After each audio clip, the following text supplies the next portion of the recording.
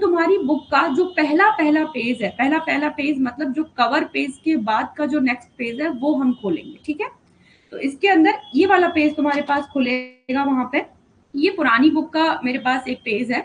जब तुम्हारी नई बुक होगी तो वहां से स्टार्ट होगा, श्रीमद अग्निवेशेन प्रणीता चरक दृढ़ बलभ्याम प्रति संस्कृता, ठीक है। इस तरीके का एक श्लोक तुम्हें यहाँ पे चरक संहिता के ऊपर लिखा हुआ मिलेगा। इसका मतलब क्या है बच्चों, देखो इसका मतलब है कि चरक संहिता के जो प्रणेता हैं वो कौन है, अग्निवेश है, ठीक है। ये तुमसे वाइवा में पूछे जाने वाले क्वेश्चन है। चरक संहिता के प्रणेता अग्निवेश है और चरक संहिता के प्रति संस्कृता जो है वो एक खुद चरक है और एक दृढ़ बल है। मैं श्लोक लिख देती हूँ जिससे तुम्हें ज्यादा अच्छे से समझ में आएगा। देखो इस तरीके का श्लोक तुम्हारी बुक में लिखा हुआ है, श्रीमद अग्निवेशेन, देखना अपनी बुक में, प्रणीता चरक दृढ़ बल बलभ्याम प्रति संस्कृता, ठीक है। ऐसा श्लोक लिखा हुआ है तुम्हारी बुक में। तो बच्चों ये बोल रहे हैं चरक संहिता के प्रणेता जो है वो कौन है, आचार्य अग्निवेश है। प्रणेता का मतलब क्या होता है, किसने चरक संहिता सबसे पहले लिखी थी, उसके राइटर जो थे सबसे पहले कौन से थे, तो बच्चों वो थे अग्निवेश। और इन्होंने जो चरक संहिता लिखी थी ना उसका नाम इन्होंने दिया था अग्निवेश तंत्र। क्या नाम दिया था, इन्होंने अपने ही नाम को लिखकर और उसके आगे तंत्र लगा दिया, इन्होंने चरक संहिता का ये नाम रखा था, ठीक है। तो ओरिजिनल चरक संहिता जो है वो अग्निवेश ने लिखी थी और उसके लिए जो हम आयुर्वेद में टर्म यूज करते हैं वो होता है प्रणेता। समझ में आया पहला श्लोक का टर्म। सेकंड हाफ पर आते हैं श्लोक के। देखो चरक संहिता के प्रति संस्कृता कौन है, ये पीजी में क्वेश्चन पूछा गया है, प्रति संस्कृता चरक के कौन है। तो बच्चों प्रति संस्कृता वर्ड का मतलब होता है कि जैसे कि मान लो तुमने कोई बुक लिखी, ठीक है, आफ्टर यूजी तुम्हारा मन किया कि हम एक बहुत अच्छी सी बुक बनाएं, तो तुमने एक बुक लिखी और मेरा मन किया यार मेरे स्टूडेंट्स कितने अच्छे, इतनी अच्छी बुक लिख रहे हैं, चलो मैं इनकी बुक पर कुछ और लिख देती हूँ अपनी बुक बना के, मेरे को थोड़ी सी नॉलेज बढ़ जाएगी। तो बच्चों तुम क्या हुए, तुम हुए अग्निवेश, तुमने उसको लिखा और मैं क्या हुई, मैंने उस पर कमेंट्री की, तो मैं जो है वो प्रति संस्कृता हो गई। समझ में आया। तो चरक जो थे वो प्रति संस्कृता थे किसके, अग्निवेश तंत्र के। मतलब इन्होंने अग्निवेश तंत्र को सिंप्लीफाई करके इनको अपनी कमेंट्री अपनी बुक के अंदर इन्होंने लिखा, ठीक है। तो ये इसीलिए यहाँ पे क्या कहलाए, प्रति संस्कृता। तो तुमसे पूछा जाएगा चरक संहिता के प्रति संस्कृता कौन है, तो तुम यहाँ पे बताओगे खुद चरक ही है, ठीक है। इन्होंने अपनी बुक को अग्निवेश तंत्र से नेम को हटा के क्या कर दिया, चरक संहिता कर दिया। बुक तो वही थी, बस इसको सिंप्लीफाई कर दिया इन्होंने। उसके बाद आते हैं दूसरे नंबर के आचार्य दृढ़बल। दृढ़बल जो थे बच्चों उन्होंने क्या किया था, चरक ने जो बुक लिखी थी उसमें कुछ पार्ट जो था वो मिसिंग था, ठीक है। तो इन्होंने चरक संहिता को लिया और चरक संहिता के ऊपर इन्होंने वापस से कमेंट्री की और यहाँ पर दृढ़बल ने बुक का नाम चेंज नहीं किया, उन्होंने चरक संहिता ही रखा, बस जो चीज उसके अंदर मिसिंग थी ना उसको ऐड कर दिया। अभी मैं आगे बताऊंगी क्या मिसिंग था और क्या क्या ऐड हुआ। तो दृढ़बल को यहाँ पर द्वितीय प्रति संस्कृता कहा गया, मतलब सेकंड नंबर के प्रति संस्कृता, और प्रति संस्कृता वर्ड जो है वो चरक के लिए आया था। तो चलो अब हम इन चीजों को एक बार यहाँ पे लिख लेंगे, पर उससे पहले तुम्हें आगे पढ़ लेते हैं, फिर मैं तुम्हें नोट से दिखाऊंगी, ठीक है। अब आता है बच्चों सेकंड श्लोक तुम्हारी बुक में, विद्योतनी। विद्योतनी क्या है, विद्योतनी भी तो एक बुक है जो तुम बुक पढ़ रहे हो ना अभी, ठीक है, जो तुम अभी बुक पढ़ रहे हो, ये पंडित काशीनाथ पांडे और डॉक्टर गोरखनाथ चतुर्वेदी की बुक हम पढ़ रहे हैं। तो ये भी तो एक तरीके से टीका है, टीका मतलब कमेंट्री है, ठीक है, किसके ऊपर, चरक के ऊपर। तो इसको भी तो सिंप्लीफाई करके बुक लिखा गया है। तो जिस टीका, टीका मतलब कमेंट्री, ठीक है, और जो लिखने वाला होता है उस कमेंट्री को वो क्या कहलाता है, प्रति संस्कृता कहलाता है। तो ये जो विद्योतनी जो टीका है वो किसने लिखी है, पंडित काशीनाथ पांडे और गोरखनाथ चतुर्वेदी। तो अगर अब तुमसे कोई क्वेश्चन पूछा जाए कि बताओ तुम कौन सी बुक पढ़ रहे हो चरक की, तो तुम क्या बताओगे, विद्योतनी टीका पढ़ रहे हैं। किस लैंग्वेज में पढ़ रहे हो, तो ये जो बुक है वो हिंदी लैंग्वेज में लिखी गई है। तो इस टीका की जो लैंग्वेज हुई वो कौन सी हो गई, हिंदी की टीका हम इसको बोलेंगे। समझ में आया? अब याद रखना, तुमसे कभी भी पूछे कि कौन सी टीका है तो विद्योतनी टीका है। नेक्स्ट पॉइंट पर आते हैं। अब यहाँ पर आएगा श्री सत्यनारायण शास्त्री जी, जिनको पद्म भूषण यहाँ पे अवार्ड जो है वो मिला था। तो तुमसे पूछा जाएगा आयुर्वेद में सबसे पहले पद्म भूषण अवार्ड जो है वो किसको दिया गया था, तो तुम बताओगे श्री सत्यनारायण शास्त्री जी को। ठीक है, तो इसको यहाँ पे एरो लगा के ऐसे लिख लो। अब आते हैं यहाँ पे एक और पॉइंट आता है, यहाँ देखो पंडित राजेश्वर दत्त शास्त्री, इसको हाईलाइट करो। इनसे क्वेश्चन आता है, क्या क्वेश्चन आता है, इन्होंने बच्चों 2 बुक लिखी थी, तो उन बुक का नाम देते हैं और पूछते हैं बताओ पंडित राजेश्वर दत्त शास्त्री जी के द्वारा कौन कौन सी 2 बुक जो है वो लिखी गई हैं। तो पहला यहाँ पर लिखो, चिकित्सा आदर्श नाम की इन्होंने बुक लिखी थी, चिकित्सा आदर्श। उसके बाद इन्होंने दूसरी बुक लिखी थी स्वस्थ व्रत समुच्चय, जो कि तुम अपने 3rd ईयर में प्रॉफ में पढ़ते हो। अभी तुम्हारा सिलेबस चेंज हो गया है तो तुम्हारी यूजी में ये बुक आती है स्वस्थ व्रत समुच्चय, जिसको तुम हाइजीन नाम से पढ़ते हो। पर वाइवा में पूछा जाए कि बताओ कौन सी, मान लो स्वस्थ व्रत का तुम्हारा वाइवा हो और तुमसे पूछे कौन सी बुक का वाइवा देने के लिए आए हो, तो कभी हाइजीन मत बोलना। हाइजीन हाइजीन हम लोग यूजी के टाइम पे बहुत बोलते हैं, तो हमें ऐसे लगता है कि हाइजीन नहीं, तुम हमेशा बोलोगे हम स्वस्थ व्रत समुच्चय का वाइवा देने आए हैं। ठीक है, तो स्वस्थ व्रत के बारे में यहाँ पे इसको लिख लो।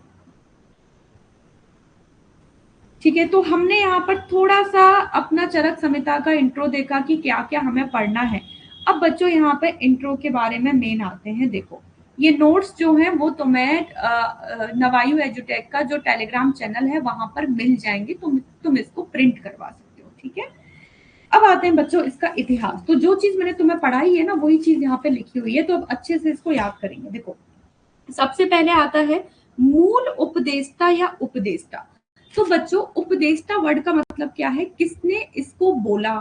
जैसे कि अग्निवेश जो थे वो किसके स्टूडेंट थे, वो आत्रेय पुनर्वसु के स्टूडेंट थे। अब मान लो एग्जाम्पल मैं आत्रेय पुनर्वसु, ठीक है मैं हूं नहीं लेकिन फॉर एग्जाम्पल, अब वहां पे तुम यहाँ पे स्टूडेंट जो है वो बैठे हुए हैं। अब मैं तुम्हें चरक संहिता का ज्ञान बता रही हूँ, मैं लिख नहीं रही हूँ उसको, मैं सिर्फ तुम्हें डिक्टेट कर रही हूँ कि ऐसा ऐसा हम पढ़ेंगे, ये चरक संहिता में होता है, ये ऐसे होता है। मैंने तुम्हें चरक संहिता सिर्फ बोली, मैंने उपदेश दिया तुम्हें। ठीक है, अब तुम में से कोई एक बुद्धिमान बच्चे ने बहुत ज्यादा सुना, रिवाइज किया, उसके बाद लाइव क्लासेस करी। ठीक है, तो क्या हुआ, उसका नाम था अग्निवेश। अग्निवेश ने क्या किया, अग्निवेश तंत्र लिख दिया, मतलब जो मैंने उनको डिक्टेट किया उन्होंने कंपाइल करके अपना तंत्र बना दिया, तो वो क्या हुए, तंत्र करता हो गए। तो तुमसे क्वेश्चन पूछा जाएगा उपदेष्टा या फिर क्वेश्चन आएगा मूल उपदेष्टा, स्लैश करके यहाँ पे सिनोनियम के फॉर्म में पर्यायवाची लिखे हुए हैं, तो इनसे भी क्वेश्चन आ सकता है। ठीक है, तो दोनों एक ही बात है। तो उपदेष्टा पूछे चरक संहिता का या मूल उपदेष्टा पूछे, दैट मीन्स हु टोल्ड। ठीक है, तो याद रखना आत्रेय पुनर्वसु। इनका काल जो है, मतलब इनका जो टाइम पीरियड है वो है बच्चों 1000 ईसा पूर्व, यानी कि बिफोर क्राइस्ट। उसके बाद देखो तंत्रकर्ता या संस्कर्ता, तंत्रकर्ता पूछ ले या संस्कर्ता पूछ ले, कौन है, यानी कि ऑथर कौन है, अग्निवेश है। अब एक क्वेश्चन आता है, थोड़ा सा यहाँ पे अपना दिमाग लगा के इस तरीके का, यहाँ तो लिखा हुआ है लेकिन क्वेश्चन कैसा आता है, आत्रेय पुनर्वसु का काल ये है, कुछ भी दे देंगे तुम्हें। ठीक है, जैसे कि आत्रेय पुनर्वसु का काल जो है वो 1000 BC यानी कि बिफोर क्राइस्ट है, ईसा पूर्व। तो अग्निवेश का काल क्या होगा, तो बच्चों जो मेरा काल है वही काल तो तुम्हारा होगा। हम एक ही टाइम पे, तो मैं तुम्हें डिक्टेट कर रही हूँ और तुम पढ़ रहे हो ना, तो दोनों का काल सेम होगा। तो यहाँ पे अगर 1000 भी लिखा हुआ ना आए, कुछ भी तुमसे पूछ ले ये इसका काल है, कितना भी बड़ा क्वेश्चन बना के दे दे, तो सेम काल होगा, क्योंकि वो यहाँ पे टीचर है और वो स्टूडेंट है। समझ में आया? अब देखो प्रति संस्कृता या फिर भाष्यकार करके पूछे, यानी कि किसने बुक को सिंप्लीफाई किया, तो चरक ने किया। चरक का यहाँ पे टाइम पीरियड पूछा जाता है तो 2nd सेंचुरी जो होता है वो चरक का टाइम पीरियड था। देन आता है यहाँ पे द्वितीय प्रति संस्कृता। तो जब भी क्वेश्चन आएगा प्रति संस्कृता से, अगर वहां पे ऑप्शन ऐसे दे रखे हैं चरक है, दृढ़बल है, अग्निवेश है, आत्रेय पुनर्वसु है, गो फॉर द चरक, कि तुम वहां पर प्रायोरिटी क्या करके आओगे, चरक को देके आओगे। समझ में आया? और अगर वहां पे चरक नहीं है तो आंसर दृढ़बल को देके आओगे। ठीक है। अगर क्वेश्चन आता है द्वितीय प्रति संस्कृता से, सेम ऑप्शन होते हैं आत्रेय पुनर्वसु, अग्निवेश, चरक और दृढ़बल। अब यहाँ पे आंसर जाएगा दृढ़बल, क्योंकि ये जो है वो 2nd टाइम के प्रति संस्कृता थे। इन्होंने चरक के ऊपर चरक को ही आगे यहाँ पे लिखा था। इनको हम संपूर्ण कर्ता भी बोल सकते हैं, यानी कि कंप्लीटर, क्योंकि चरक का जो मिसिंग पार्ट था वो इन्होंने ऐड किया था। तो इनको संपूर्ण कर्ता बोल दो, इनको पूरक बोल दो, इनको संपूरक बोल दो, एक ही बात होती है। तो इन्होंने यहाँ पे कुछ और चीजें ऐड की थी दृढ़बल। और दृढ़बल का काल भी इंपॉर्टेंट कौन सा होता है, 4th सेंचुरी यहाँ पे इनका काल होता है, जस्ट डबल होता है चरक का। चरक का दूसरा है और दृढ़बल का जो है वो क्या है, 4th सेंचुरी है। समझ में आया? तो ये हमने यहाँ पे टेबल जो है बच्चों को कंप्लीट कर ली। अच्छे से पढ़ना, लास्ट में क्वेश्चन पूछूंगी, देखूंगी कितने कितने बच्चों ने याद किया अच्छे से। अब यहाँ देखो कुछ पॉइंट लिखे हुए हैं, ये पॉइंट तुम पढ़ चुके हो। जस्ट यहाँ पे ट्रू फॉल्स के फॉर्म में अगर क्वेश्चन आ जाए तो ये लैंग्वेज तुम्हें आनी चाहिए। आत्रेय के उपदेशों को तंत्र रूप में निबद्ध करने के कारण अग्निवेश को तंत्रकर्ता कहते हैं। थोड़ी सी टफ लैंग्वेज है लेकिन हमने इसको पढ़ लिया है कि आत्रेय के जो उपदेश थे उसको तंत्र के फॉर्म में कन्वर्ट करने के कारण अग्निवेश को तंत्रकर्ता कहा जाता है। ठीक है बच्चों, निबद्ध का मतलब है उसको उसमें लिखने के कारण, तंत्र के रूप में उसको बुक को लिखने के कारण। फिर क्या बोल रहे हैं, चरक अग्निवेश तंत्र के प्रति संस्कृता है। ठीक है। और दृढ़बल जो है वो चरक संहिता के प्रति संस्कृता है। तो ये भी हमने पढ़ लिया। चरक ने तो अग्निवेश तंत्र को लिखा था और चरक में जो खाली रह गया था, मिसिंग पार्ट था, उसको पूरा किसने किया था, दृढ़बल ने किया था। तो चरक अग्निवेश तंत्र के प्रति संस्कृता है और दृढ़बल जो है वो चरक संहिता के प्रति संस्कृता है। उसके बाद देखो, अग्निवेश तंत्र का भाष्यात्मक प्रति संस्कार करने के कारण चरक को भाष्यकार भी कहा जाता है। तो ये तुमसे अलग अलग फॉर्म में question as a true false पूछे जा सकते हैं कि बताओ निम्नलिखित में से कितने स्टेटमेंट सही हैं, कितने स्टेटमेंट गलत है। तो अग्निवेश जो है उसको पूरा भाषा, अग्निवेश तंत्र को पूरा उन्होंने तो श्लोक के फॉर्म में लिख दिया था, तो चरक ने उसको पूरा भाष्यात्मक लिखा है, उसको एक प्रॉपर लैंग्वेज में उसको कन्वर्ट किया है, इसीलिए इनको भाष्यकार भी कहा जाता है। अब हम यहाँ पे बच्चों कुछ आचार्य चरक के बारे में पढ़ लेते हैं, उनका इंट्रो पढ़ लेते हैं कि चरक कौन थे। चरक चरक चरक चरक हम पढ़ते जाएंगे 4-5 साल, लेकिन हमें ये तो पता होना चाहिए ना चरक थे कौन। तो इनका जो वास्तविक नाम, यानी कि इनका जो रियल नेम था, क्या नाम था इनका, कपिस्टल चरक। सारे क्वेश्चन पीजी में आए हुए हैं। इनका रियल नेम क्या था, कपिस्टल चरक। इनके पिताजी का नाम यानी कि फादर्स नेम क्या था बच्चों, विशुद्ध। क्या नाम था, विशुद्ध। और गुरुजी का नाम, जो इनके टीचर थे उनका नाम क्या था, वैशंपायन। तो यहाँ पर इन दोनों में बहुत कंफ्यूजन होता है, क्योंकि विशुद्ध और वैशंपायन वा से स्टार्ट होता है, तो बहुत कंफ्यूजन होता है। तो थोड़ा सा याद रखना है, गुरु का नाम जो है ना वो बड़ा वाला है, तो गुरु का नाम जो है वो वैशंपायन है। एक याद कर लो, दूसरा वाला अपने आप याद हो जाएगा। इनका एड्रेस, अब तुम यहाँ पे जा सकते हो तो देख लेना, एड्रेस जो है वो क्या है, पंचनद, यानी कि पंजाब में ये रहने वाले थे। पंचनदपुरी इनका जो घर था, पंचनदपुरी में था। एक क्वेश्चन यहाँ से जो ट्रू फॉल्स में पूछा जाता है, गोत्र प्रवर्तक तथा यायावर कोटि के ऋषि थे। क्या मतलब है इनका, देखो बच्चों, 2 प्रकार के ऋषि होते हैं। ऋषि जो होते हैं ना उनके 2 टाइप्स होते हैं। एक होता है यायावर कोटि के ऋषि, जो यहाँ पे वर्ड लिखा हुआ है। एक होते हैं बच्चों शालीन कोटि के ऋषि। शालीन कोटि के ऋषि, क्या डिफरेंस होता है इन ऋषियों में। यायावर कोटि के ऋषि वो होते हैं जो एक जगह से दूसरी जगह पे भिक्षा मांग के अपना गुजारा करते हैं। जैसे कि तुमने बचपन में देखा होगा, आटे वाले बाबा आते हैं ना घर पे, आटा लेने के लिए आते हैं, तो मम्मी बोलती जाओ आटा दे के आओ। तो वो वाले जो बाबा है ना, वो जो होते हैं, वो जो ऋषि हैं, वो कौन है, यायावर कोटि के। एक जगह से दूसरी जगह पे घूमते हुए अपना जीवन यापन करते हैं। गोत्र प्रवर्तक मतलब वो जहां जाएंगे वहां के गोत्र के हो जाएंगे। तो चरक जो थे उसी कैटेगरी के ऋषि थे। एक होते हैं शालीन कोटि के ऋषि। शालीन कोटि के ऋषि कौन से होते हैं? जो अपनी कुटिया में बैठते हैं और वहीं पे अपना जो है पूरा जो भी अपने भजन करना है वहीं करते हैं और वहीं पे अपना जीवन यापन करते हैं। जो हिमालय पे बैठे रहते हैं, जो तपस्या करते हैं, वो होते हैं शालीन कोटि के ऋषि। तो अब हमारा पॉइंट क्या है याद करने का, ये है चरक कौन से ऋषि थे? तो यायावर कोटि के ऋषि थे। दूसरा पॉइंट, कुषाण वंशीय राणा कनिष्क के राजवैद्य थे। पहले जमाने में क्या होता था कि वैद्य हुआ करते थे, तो उनको अपना ऐसा फैमिली डॉक्टर अपॉइंट कर लेते थे राजा के यहाँ पे, उन्होंने राजवैद्य जो है वो बना लिया करते थे। तो चरक जिनके राजवैद्य थे, उन राजा का नाम क्या था? राणा कनिष्क के राजवैद्य थे। और किस वंश के थे वो? कुषाण वंशीय राजा थे। तो इनको ट्रू फॉल्स में याद रखना है। ये कहानी नहीं चल रही है, फालतू चीज नहीं है, सारे क्वेश्चन आए हुए हैं पीजी में और आए हैं तो हमें याद करना है। फिर आता है मोस्ट इंपॉर्टेंट क्वेश्चन, लगाओ इसको मोस्ट इंपॉर्टेंट। शेषनाग के अवतार थे। तो बच्चों पूछा जाता है चरक चरक को किस आचार्य ने, अभी बताया था ना कि लघुत्रयी में भाव प्रकाश आता है, तो भाव प्रकाश ने एक बुक लिखी थी भाव प्रकाश, तो आचार्य है ये, उन्हीं की बुक है ये। तो पूछा जाता है कि बताओ चरक जो थे वो चरक को कौन से आचार्य ने शेषनाग का अवतार बताया है? ठीक है, तो हम यहाँ पे याद रखेंगे किसने बताया है? भाव प्रकाश ने। शेषनाग को यहाँ पे तुम्हें कई कई क्वेश्चन में अनंत ऐसे भी लिखेगा, अनंत के अवतार। तो शेषनाग पूछ ले, अनंत पूछ ले, एक ही बात है, कंफ्यूज नहीं होना है। ये नहीं बॉस ने तो हमें शेषनाग पढ़ाया था, अनंत कौन सा आ गया? अनंत भी यही है। ठीक है बच्चों, तो एक तरीके का तो ये क्वेश्चन आएगा। दूसरे तरीके का क्वेश्चन ये आएगा कि बताओ भाव प्रकाश ने कौन से आचार्य को शेषनाग या अनंत का अवतार बताया है? तब आंसर क्या जाएगा? चरक जाएगा। तो अपोजिट तरीके से क्वेश्चन पूछे जा सकते हैं। अब यहाँ पे कुछ चरक संहिता के बारे में पढ़ लेते हैं कि चरक संहिता जो है उसके अंदर क्या क्या चीजें आएंगी। तो सबसे पहले बच्चों, चरक के अंदर होते हैं कितने स्थान? 8 स्थान होते हैं टोटल। दोनों चरक को मिला के 8 स्थान होते हैं, जिसमें से जो तुम्हारी पहली वाली चरक है उसमें कितने स्थान होंगे? देखो 5 स्थान होंगे।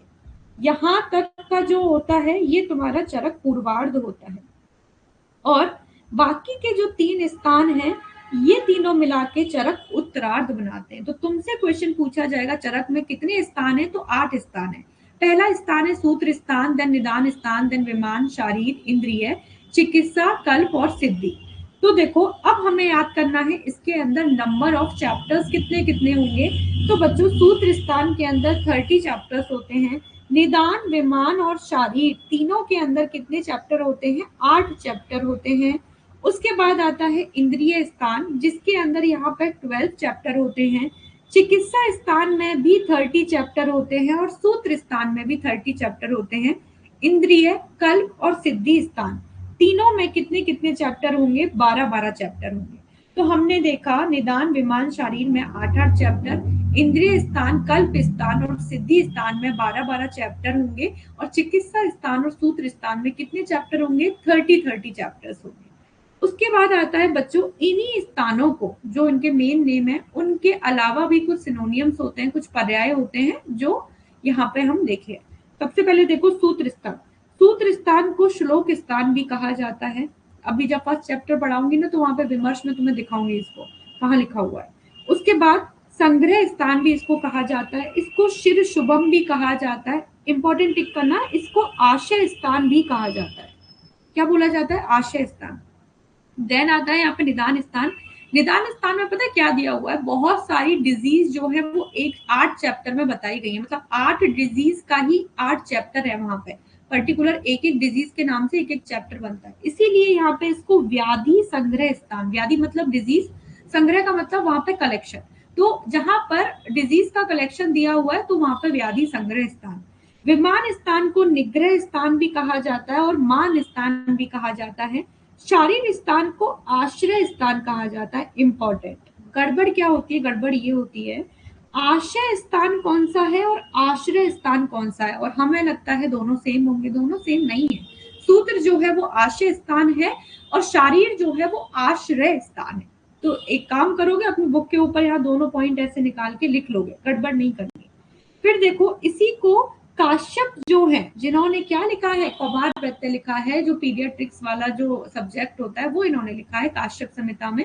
इन्हीं को क्या, इन्होंने क्या बोला है, शारीर स्थान को आत्मनिश्चय स्थान बोला है। ये चरक ने नहीं बताया, ये काश्यप बोलते हैं शारीर स्थान का एक नाम आत्मनिश्चय स्थान। इंद्रिय स्थान में अरिष्ट स्थान होता है। अरिष्ट स्थान इसको क्यों कहा गया है वो हम इंद्रिय स्थान में देखेंगे, और जिन बच्चों ने पढ़ा हुआ है उनको पता है। इसमें अरिष्ट के लक्षण बताए गए हैं। अरिष्ट वर्ड का मतलब होता है कि मरने से पहले किसी भी व्यक्ति में कैसे कैसे लक्षण, कैसे कैसे सिम्टम्स दिखाई देंगे, हमें कैसे पता चलेगा कि ये जो है अपनी लास्ट स्टेज पर है, वो वहां पर लक्षण बताए गए। इसीलिए उन लक्षणों को क्या बोला जाता है, अरिष्ट। तो इंद्रिय स्थान पूरा अरिष्ट के ऊपर है, इसीलिए इसको अरिष्ट स्थान भी कहा जाता है। देन आता है चिकित्सा स्थान।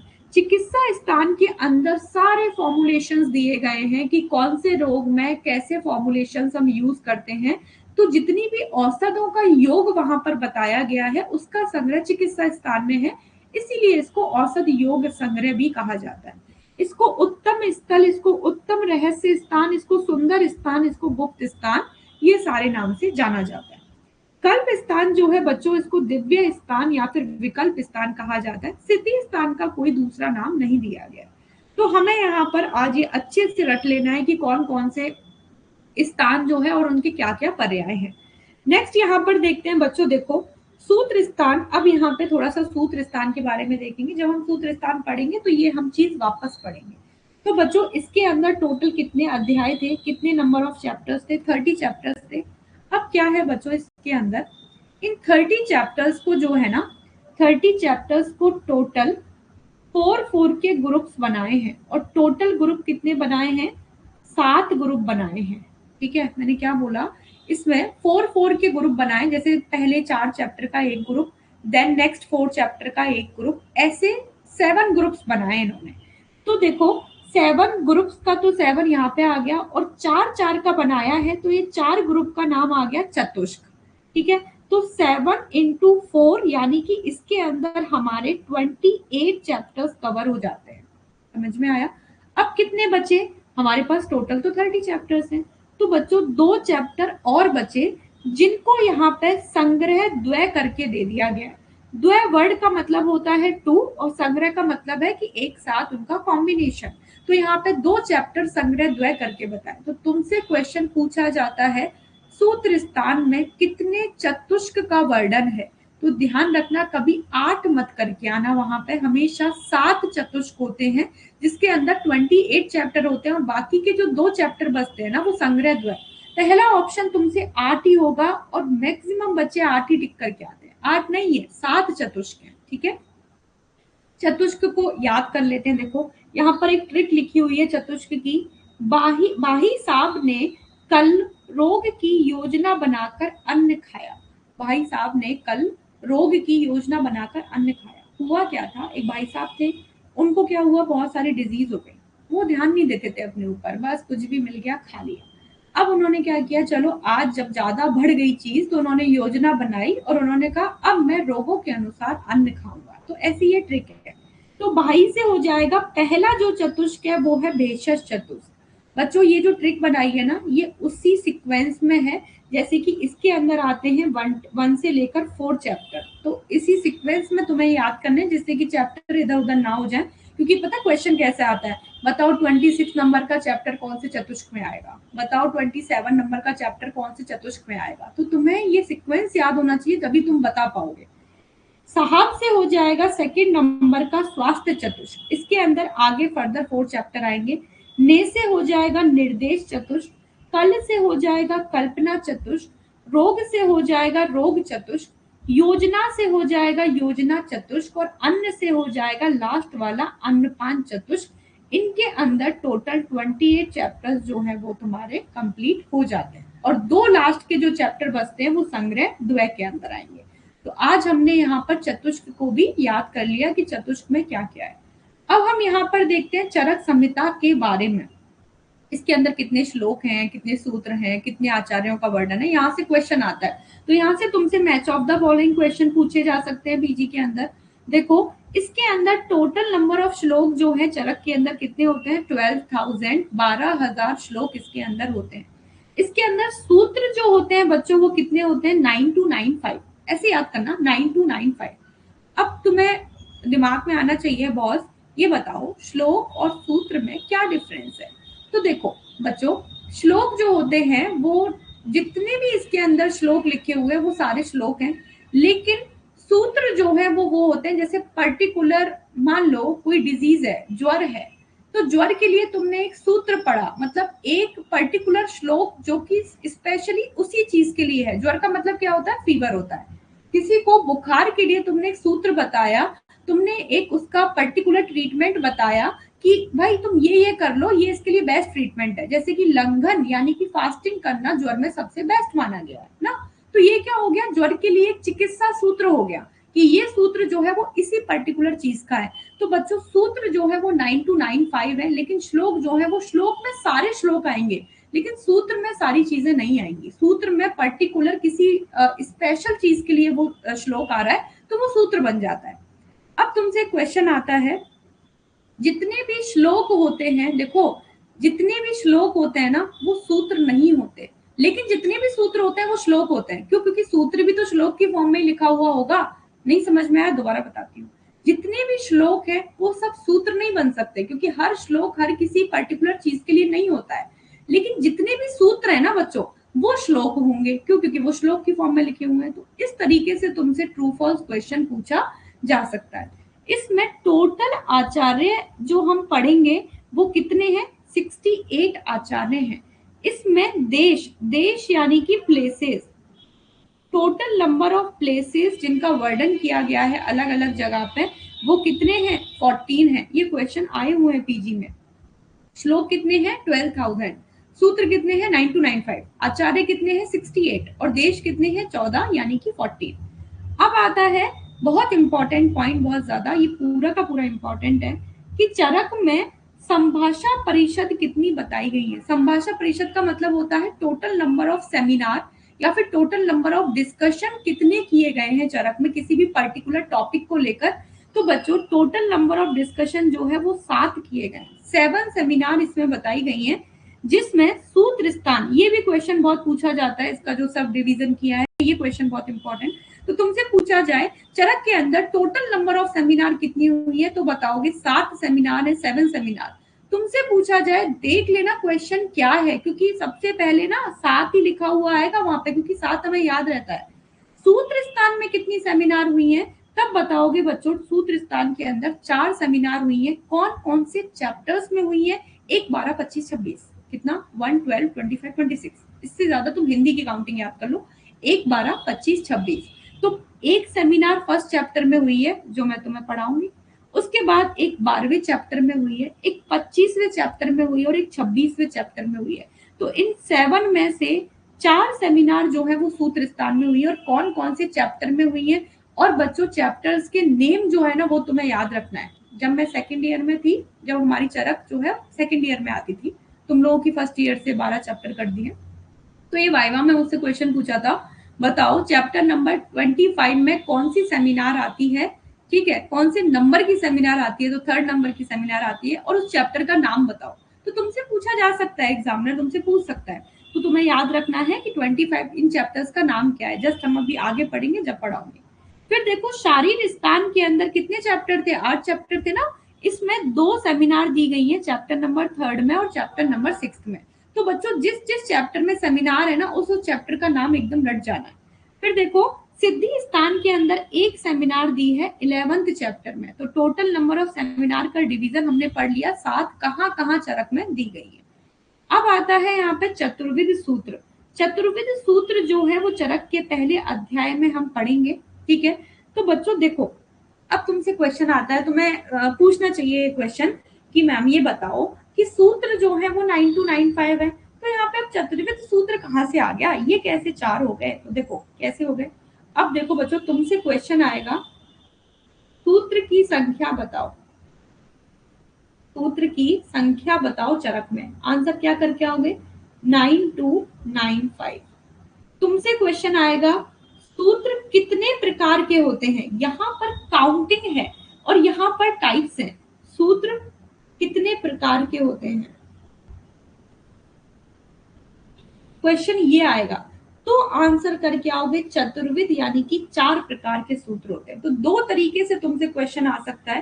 सूत्र की संख्या 9 to 95, सूत्र कितने प्रकार का होता है, टाइप्स ऑफ सूत्र आए तो चतुर्विध सूत्र कौन कौन सा होता है। देखो, एक होता है गुरु सूत्र, एक होता है शिष्य सूत्र, एक होता है प्रतिसंस्कृता सूत्र और एक होता है एकीय सूत्र। ठीक है, क्या क्या मतलब है इनका। तो गुरु अपने अभिमत या उपदेश को जिन वाक्यों से कहते हैं, तुम कॉलेज में पढ़ने जाते हो, तुम्हारे टीचर्स तुम्हारे पास आके क्या करते हैं, तुम्हें पढ़ाते हैं, ठीक है, वो पढ़ाएंगे तो कुछ ना कुछ बोलेंगे। तो जिन वर्ड्स को, जिन वाक्यों को तुम्हारे टीचर्स तुम्हें समझा रहे हैं, वो क्या होता है, गुरु का सूत्र, यानी कि गुरु सूत्र कहलाएगा। ठीक है, तो गुरु अपने अभिमत या उपदेश को, अपने मतों को, अपने पॉइंट ऑफ व्यू को या फिर अपने उपदेश को जिन वर्ड्स के थ्रू तुम तक पहुंचा रहे हैं, वो गुरु सूत्र कहलाएंगे। ठीक है, अब आएगा शिष्य सूत्र। मान लो तुमने क्या किया, गुरु ने जैसे ही तुम्हें कोई चीज बताई, तुम्हें कोई डाउट आया, तुमने हैंड रेज किया और तुमने बोला कि मैम हमें डाउट है, तो तुमने जिन वर्ड्स से डाउट को पूछा वो क्या हो जाएगा, शिष्य सूत्र कहलाएगा। देखो, गुरु के उपदेश के बाद शिष्य यानी कि स्टूडेंट जो है, जिस सूत्र से अपनी शंकाओं यानी कि डाउट्स को उपस्थित करता है, कहता है, वही क्या हो जाएगा, शिष्य सूत्र कहलाएगा। ठीक है बच्चों, बहुत इजी है।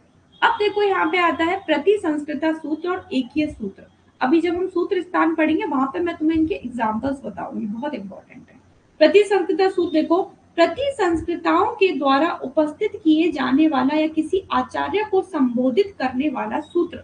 जैसे कि अब क्या हुआ, चरक ने अग्निवेश तंत्र के ऊपर बुक लिखी थी, तो बच्चों चरक ने जितनी भी चीजें बोली है ना, वो क्या हो गई, वो प्रतिसंस्कृता सूत्र हो गया। तो जो कमेंटर्स, जिन्होंने कोई कमेंट्री या टीका लिखी है, ठीक है, वो जिन वर्ड्स के थ्रू उन्होंने उसको जो है वो लिखा है या बोला है, वही क्या कहलाएंगे, प्रतिसंस्कृता सूत्र जो है वो कहा जाएगा। अब आता है यहाँ पे एकीय सूत्र, जिसको तुम सब भुगत भुगत के आए हो। क्या है ये एकीय सूत्र, देखो, अब नीट का एग्जाम दिया था ना, तो क्या हुआ, सबने सोचा था कि भाई हम एमबीबीएस करेंगे। ठीक है, सबका पॉइंट यही था। कोई बच्चा सोच के आया हो आयुर्वेद की तो बहुत अच्छी बात है, बाकी 90% नहीं सोचते, मैं भी नहीं सोचती थी आयुर्वेद करेंगे, लेकिन अब आ गए तो इसका मतलब हम बेस्ट मतलब हमें बेस्ट करना है, क्योंकि हर एक फील्ड में बच्चों एक बेस्ट पॉइंट होता है जिसके ऊपर हम रीच कर सकते हैं। आयुर्वेद बहुत अच्छा है। फर्स्ट ईयर तक हमें लगता है कुछ भी समझ नहीं आ रहा, कहाँ आ गए, ऐसे बनेंगे क्या डॉक्टर, बनते हैं। ठीक है, तो बस अब पॉजिटिवनेस के साथ भरना है, इसी को एक्सेप्ट करके अच्छे से हमें इसमें बहुत अच्छा करना है।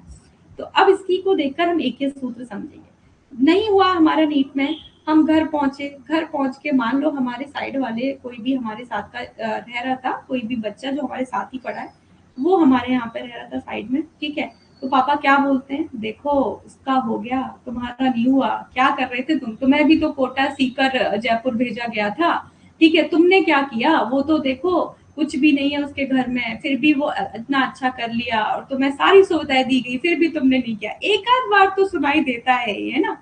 तो बच्चों, अगर किसी एक को लेकर प्रसंगवश, मतलब उसका प्रसंग करके, उसका एग्जाम्पल देके और तुम्हें किसी चीज को समझाया जाए, तो वो क्या हो जाएगा, वो हो जाएगा एकीय सूत्र। तो किसी पर्टिकुलर एक इंसान को लेकर प्रसंगवश, मतलब उसको वहां पे टीज करके कि देखो उसने कितना अच्छा किया, तुम्हें समझाया जाए, तो क्या हो जाएगा, वो एकीय सूत्र हो जाएगा। चलो अब इसको पढ़ लेते।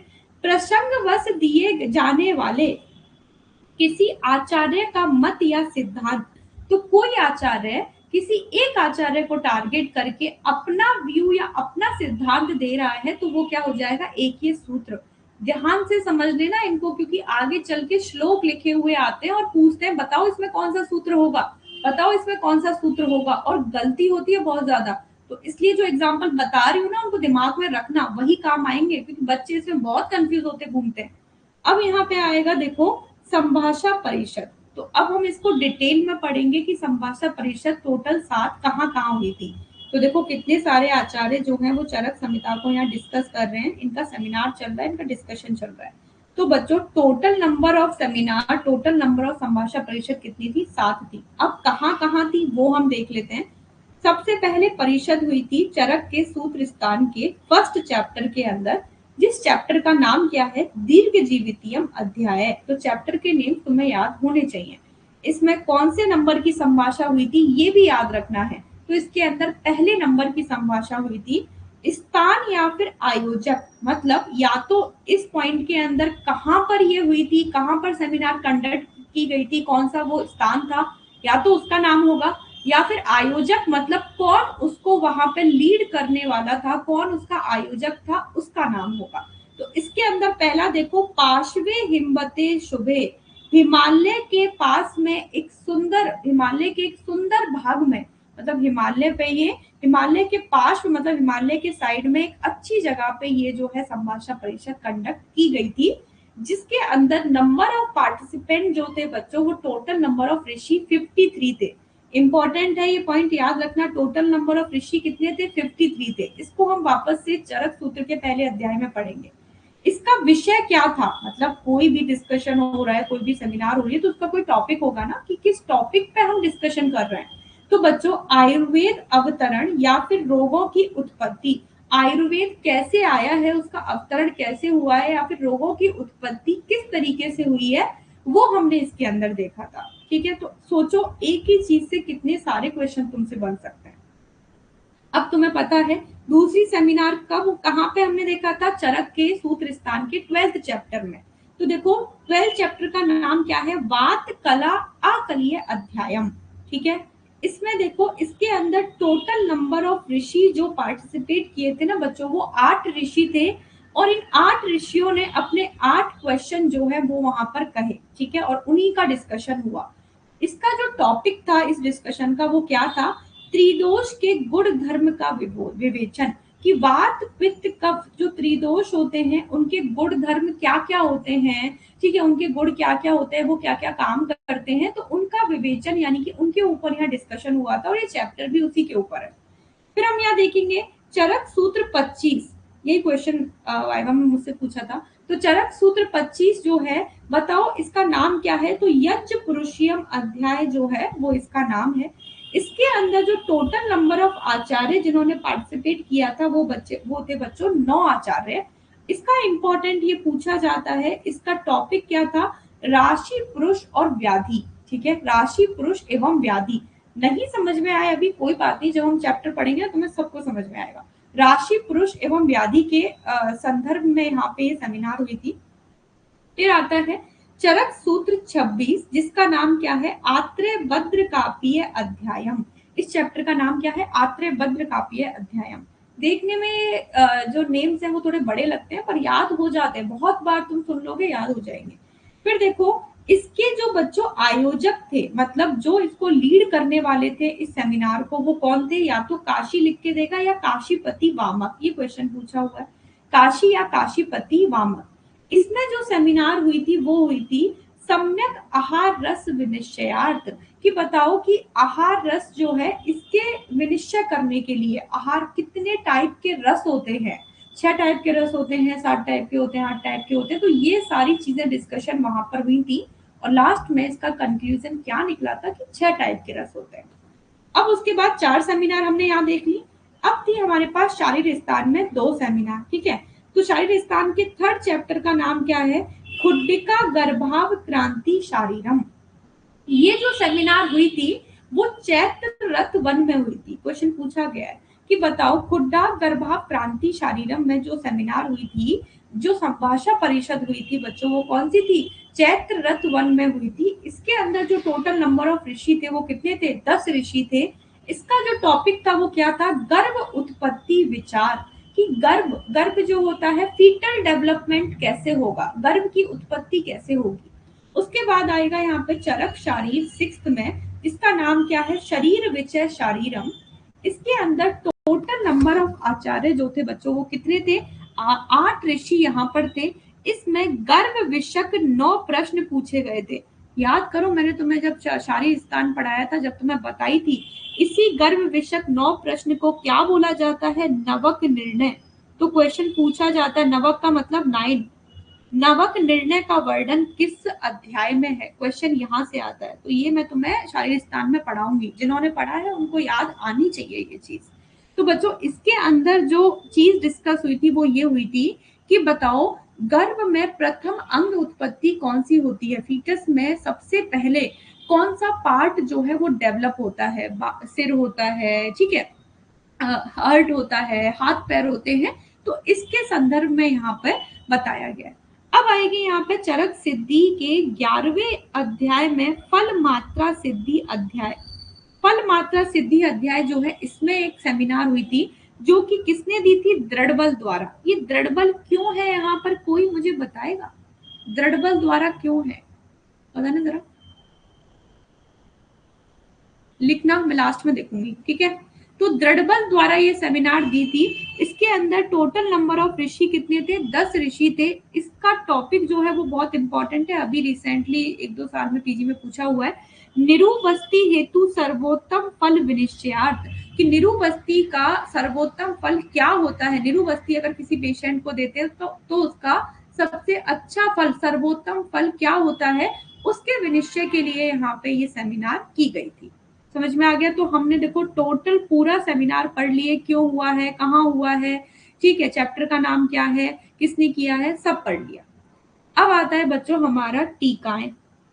देखो टीकाएं तो बहुत सारी हैं, ठीक है, कितनी? टोटल नंबर ऑफ 43 टीकाएं हैं। 43 टीका का वर्ड का मतलब क्या है, पहले बता चुकी हूँ, कमेंट्री, कि चरक के ऊपर कितनी कितनी कमेंट्रीज हुई हैं, कितनी बुक्स लिखी गई हैं, वही है टीकाओं का मतलब।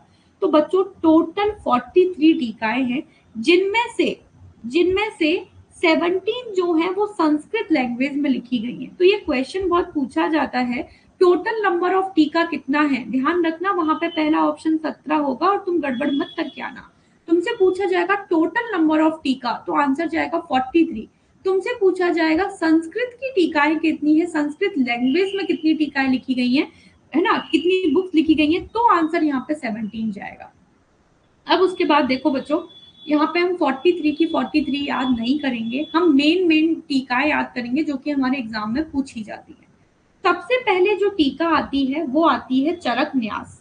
चरक के ऊपर जो बुक लिखी गई है, सबसे पहले टीका आती है बच्चों चरक न्यास नाम की टीका आती है, जिसके टीकाकार जो थे वो कौन थे? भट्टार हरिश्चंद्र। देखो टीका और टीकाकार तुम्हें रट जाना है।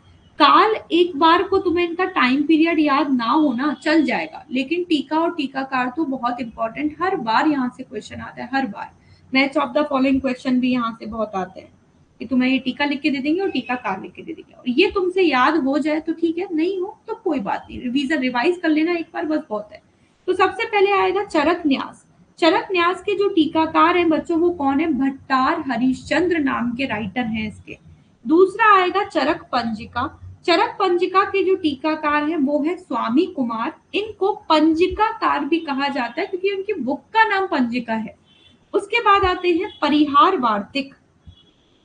परिहार वार्तिक जो है, इन्होंने जो टीका लिखी थी वो परिहार वार्तिक के जो राइटर हैं वो कौन से हैं? आषाढ़ वर्मा है। उसके बाद बुक का नाम है निरंतर पद व्याख्या। इसके जो टीकाकार हैं वो है जेटजट। फिर आएगा चरक वार्तिक, इसके जो टीकाकार हैं वो है क्षीर स्वामी दत्त। तो एक बार हम पहले ये जो 5 हैं इनको याद कर लेते हैं बच्चों, ठीक है, याद नहीं रहेंगी, ऐसे याद कर लेते हैं। देखो कैसे याद करोगे? अब याद करो राजा हरिश्चंद्र। राजा हरिश्चंद्र का नाम सुनते ही हमें क्या क्या याद में आता है? कि बहुत न्याय करने वाले थे, ठीक है, हर किसी के साथ न्याय करने वाले थे। तो बच्चों यहाँ से न्यास उठाओगे और यहाँ से हरिश्चंद्र उठाओगे। ऑप्शन में एग्जामिनर तुम्हारी इतनी हेल्प करके देता है, वहां पर तुम्हें ऑप्शन देंगे 4, ठीक है, तो तुम आराम से पहचान सकते हो। यहाँ पर न्यास है और यहाँ पर हरिश्चंद्र। तो राजा हरिश्चंद्र क्या करते थे? सबके साथ न्याय करते थे। इस तरीके से तुम आराम से यहाँ पे आंसर टिक करके आओगे। फिर यहाँ पर देखो ऐसे याद रखोगे, स्वामी जी का पंजा, स्वामी जी का पंजा लिखना मत, साथ साथ में ये नोट्स जो है टेलीग्राम चैनल पे अवेलेबल हैं, ठीक है, तो वहां से डाउनलोड हो जाएंगे। लिखना मत, समझना, याद करना। उसके बाद आएगा परिहार वार्तिक। परिहार वार्तिक याद रखना, हिंदी के महीने जब हम घरों में सुना करते थे तो आषाढ़ का महीना होता है। आषाढ़ में कौन आती है? बहुत सारी परियां आती हैं, परियां आती हैं। तो बच्चों आषाढ़ से आषाढ़ वर्मा और परिया से हो जाएगा परियार वार्तिक। अब आएगा निरंतर पद वाक्य। निरंतर को अगर तुम इंग्लिश में लिखोगे तो निरंतर क्या होता है, कोई भी चीज कंटिन्यू चले उसको निरंतर कहा जाता है। ठीक है, तो याद रखना जेट जेट प्लेन जो होता है वो कंटिन्यू चलता है, जब तक कि वो लैंड ना करे एयरपोर्ट पर तब तक वो कंटिन्यू चलता है। ठीक है, तो जेट से याद रखना जेट जेट, और कंटिन्यू से याद रखना निरंतर पद व्याख्या। उसके बाद आता है बच्चों चरक वार्तिक, क्षीर स्वामी दत्त की है। अब जब तुम आगे पढ़ोगे, जो भी फर्स्ट ईयर के स्टूडेंट उनको नहीं पता होगा, हम क्या करते हैं बच्चों, आयुर्वेद में वर्ती बनाते हैं। वर्ती एक स्टिक लाइक स्ट्रक्चर होता है वर्ती। तो याद रखना आज से जब वर्ती बनाओगे तो तुम क्षीर यानी कि दुग्ध की वर्ती बनाओगे। ठीक है, क्षीर यानी कि दुग्ध की वर्ती। तो वर्ती किसकी बनाते हैं, क्षीर की बनाते हैं। तो चरक वार्तिक का जो राइटर है वो हो जाएंगे क्षीर स्वामी दत्त। तो हमने यहाँ पर 5 याद कर लिया। अब आगे बढ़ते हैं, देखो उसके बाद आती है बृहत तंत्र प्रदीप। बृहत तंत्र प्रदीप के जो राइटर हैं वो है यहाँ पर कौन, नरदत्त। नरदत्त जो है वो आचार्य चक्रपाणी के गुरु हैं। अभी हमने ऐसे चरक के बारे में पढ़ा है, अभी हम आचार्य चक्रपाणी के बारे में भी पढ़ेंगे। ठीक है, तो यही नरदत्त जो है वो चक्रपाणी के गुरु हैं। चरक के गुरु कौन से थे, चरक के गुरु थे आचार्य चरक के गुरु वैशंपायन, और उनके पिताजी कौन थे बच्चों, विशुद्ध थे। अब यहाँ पे दूसरे आचार्य आने चक्रपाणी दत्त, उनके गुरु का नाम भी नरदत्त है, जिन्होंने कौन सी बुक लिखी है, बृहत तंत्र प्रदीप। तो कैसे याद करोगे, चलो पहले 5 पढ़ा देती हूँ फिर हम याद करेंगे। फिर आएगी आयुर्वेद दीपिका, मोस्ट इंपॉर्टेंट। सबसे फेमस टीका जो है चरक के ऊपर यही है आयुर्वेद दीपिका, जो कि चक्रपाणी दत्त ने लिखी है। इनका काल तुम्हें रट जाना है क्योंकि इनका काल पूछा जाता है। कौन सी, 11वीं सेंचुरी जो है वो चक्रपाणी दत्त की होती है। तो इनके तीनों पॉइंट याद करना है। उसके बाद आएगा यहाँ पर देखो चरक तत्व प्रदीपिका। चरक तत्व प्रदीपिका जो है वो शिवदास सेन ने लिखी है बच्चों, और चरक प्रदीपिका जो है वो ज्योति चंद्र सरस्वती ने लिखी है। ठीक है, अब इनको याद करते हैं। तो यहाँ देखो बृहत वर्ड का मतलब होता है बड़ा। तो प्रदीप नाम का लड़का था, जब वो बड़ा हो गया तो क्या बन गया, नर बन गया। पहले तो छोटा था, बच्चा था, लेकिन जब वो बड़ा हो गया तो क्या बन गया, नर बन गया। ठीक है, तो बड़ा से आ जाएगा बृहत, प्रदीप से आ जाएगा प्रदीप। तो बृहत तंत्र प्रदीप जो है वो किसने लिखी है, वो नर यानी कि नरदत्त ने लिखी है। ठीक है, अब हम देखो आगे पढ़ते हैं। आगे आएगा बच्चों यहाँ पर आयुर्वेद दीपिका। आयुर्वेद दीपिका तो तुम्हें रटी होनी चाहिए, ये तुम्हें डायरेक्टली याद करनी है। आयुर्वेद दीपिका के राइटर कौन है, चक्रपाणी दत्त, बहुत इंपॉर्टेंट। और इनका काल क्या है, 11वीं सेंचुरी है। फिर हम देखते हैं चरक तत्व प्रदीपिका। तो आजकल किसी चीज में तत्व नहीं रह गया, किसमें तत्व रह गया है, शिव के नाम में तत्व रह गया है। प्रदीपिका चरक कुछ नहीं याद करोगे क्योंकि एक ऐसा ही नाम नीचे भी आएगा। ठीक है बच्चों, एक ऐसा नाम नीचे आएगा, तो ये याद नहीं करना है तुम्हें, यहाँ पर तत्व से पकड़ना है इसको। तो तत्व किसके नाम में है, शिवजी के नाम में है। तो शिवदास सेन ने कौन सी बुक लिखी है, चरक तत्व प्रदीपिका लिखी है। देन उसके बाद आता है चरक प्रदीपिका। तो चरक प्रदीपिका में याद रखना दीपक की या फिर दीपक की ज्योति, दीपक की ज्योति। तो बच्चों प्रदीपिका से दीपक पकड़ना, दीपक की ज्योति, और इसके अंदर प्रदीपिका नहीं पकड़ना वरना दोनों में उल्टा करे होगे। इसके अंदर तत्व पकड़ना है, तत्व देखते ही समझ जाना शिवदास सेन आएगा। और दीपक की ज्योति यानी कि ज्योति चंद्र सरस्वती। फिर आते हैं यहाँ पे चरक भाष्य। तो ये जो है इसके राइटर है श्री कृष्ण वैद्य। तुमने देखा एक सीरियल आता था, अभी भी आता है, कृष्ण भगवान का एक सीरियल आता है जिसमें वो लास्ट में आके बहुत सारे भाषण देते हैं। ठीक है, भाषण वर्ड मुझे यूज नहीं करना चाहिए पर मैं कर रही हूँ भाषण इसलिए बच्चों क्योंकि यहाँ पर देखो चरक भाष्य मतलब बहुत अच्छी अच्छी बातें बताते हैं लास्ट में आके।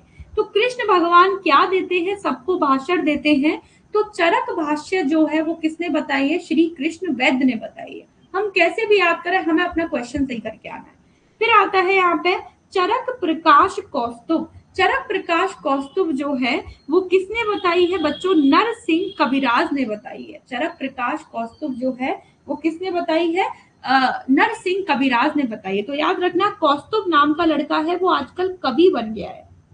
कौस्तुभ नाम का लड़का आजकल क्या बन गया है, कवि बन गया है, कविता गाता रहता है। कौस्तुभ कवि बन चुका है। तो चरक प्रकाश कौस्तुभ जो है वो नरसिंह कविराज ने, तो नरदत्त से इसमें कंफ्यूज मत होना, इसीलिए यहाँ पे नरसिंह से तुम्हें याद ही नहीं करवाया, इसको कविराज से याद करवाया, ठीक है।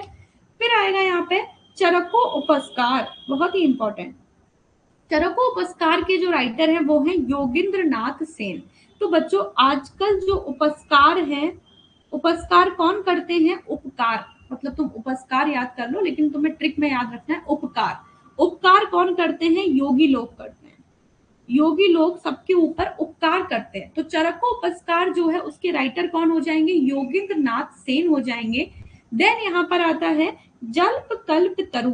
जल्प कल्प तरु कैसे बोलोगे इसको? जल्प कल्प तरु, इंपॉर्टेंट, लास्ट ईयर के पीजी में पूछा हुआ क्वेश्चन है, ठीक है। जल्प कल्प तरु के राइटर कौन है? गंगाधर राय। तो कैसे याद करोगे? गंगा और यहां से लोगे जल, गंगा जल, ऐसे करके हमें इसको याद करना है। समझ में आया? तो सोचो, देखो कितना टफ लग रहा था, लेकिन हमने सारी याद कर ली ना। याद हो जाएंगी बच्चों, इजी होती है चीजें, लगता ही ऐसा हमें समझ में नहीं आएगी, चरक आती है। देखो यहाँ पे चरक न्यास जो है इसका जो है 6th सेंचुरी काल है, चरक पंजिका का 9th है, और परिहार वार्तिक का भी 9th सेंचुरी है, ठीक है। उसके बाद देखो यहाँ पे निरंतर पद व्याख्या का भी 10th सेंचुरी है, बृहद तंत्र प्रदीप का भी 10th सेंचुरी है। ये हमें एकदम रट जाना है।